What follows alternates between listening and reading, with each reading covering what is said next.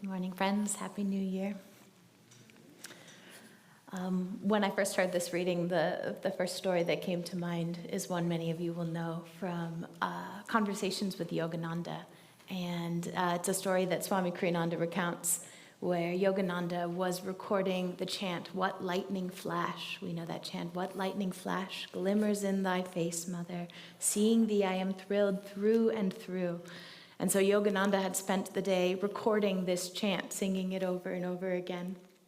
And he came home to Mount Washington, where the monks were living, and he was playing the recording for them out the window. And what Swami Kriyananda recounts in the story is that it was playing out the window, and Yogananda was standing on the lawn at Mount Washington, for those of us that have been there and can visualize it, and he had his arms outstretched, and he was saying, "Play it again, play it again, play it again." And he said, "If only all of you could see yourselves the way I see you. I see you all as light, as beings of light."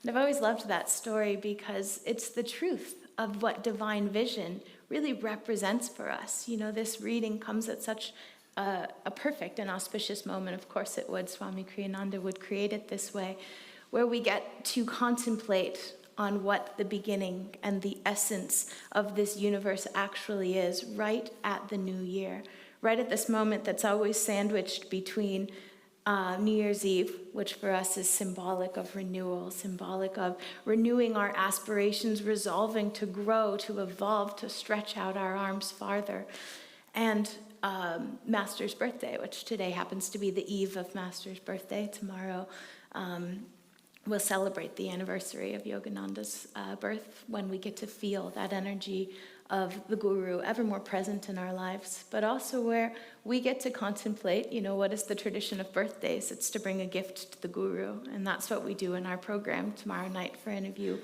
who care to join us, but also on a more personal level, to contemplate how these two aspects of this time in the year can come together.